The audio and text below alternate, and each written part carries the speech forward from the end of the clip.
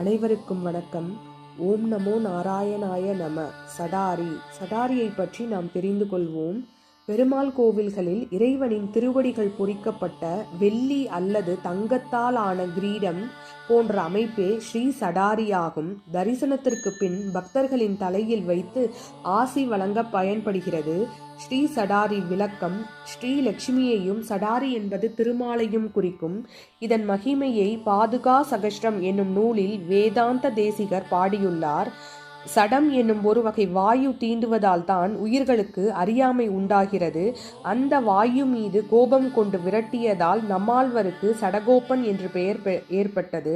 எனவே சடாரியை நம்மாழ்வாரின் சொரூபமாக போற்றுவர். இதனை தாங்கும் போது பெருமாள் தாயார் இருவரின் திருவடிகளையும் தலையில் தாங்குவதாக ஐதீகம். சடகோபன் என்பவர் 4000 திவ்ய பிரபந்த பாடல்களை பாடியதால் நம்மாழ்வாராக அறியப்பெறுகிறார். வைணவர்கள் நம்மாழ்வாரே திருமாலின் திருவடி ஆகையால் சடாரியே சடகோபன் என்று அழைக்கப்படுகிறது. வானமாமலை தலத்தில் மட்டும் சடாரியில் நம்மாழ்வாரின் உருவம் பொறிக்கப்பட்டுள்ளது. இது நம்மாழ்வாரின் அம்சமாகவும் நான் என்ற அகங்காரம் நீக்கி இறைவனிடம் சரணடைவதை குறிப்பதாகவும் கருதப்படுகிறது. சடாரியை வழிபடும் முறை. சடாரியை தலையில் வாங்கும் பொழுது 2 கைகளையும் கூப்பி சற்று குனிந்து பக்தியுடன் பெற்றுக்கொள்ள வேண்டும். நன்மை. சடாரி சாற்றுவது முந்தைய கர்ம வினைகளை குறைத்து இறைவனின் பரிபூர்ண ஆசியை பெற்றுத்தரும்.